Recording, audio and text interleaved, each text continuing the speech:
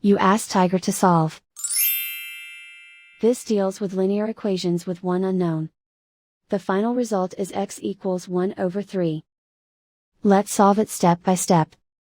Group all x terms on the left side of the equation.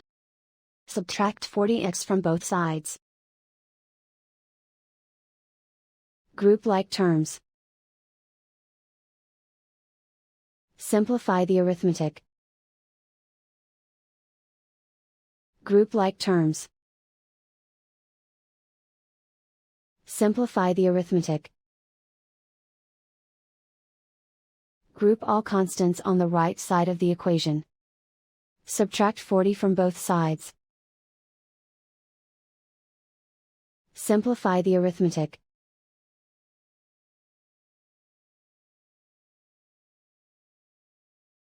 Isolate the x.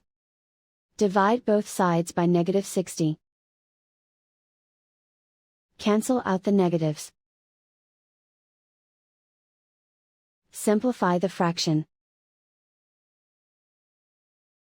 Cancel out the negatives. Find the greatest common factor of the numerator and denominator. Factor out and cancel the greatest common factor. And so the final result is x equals 1 over 3.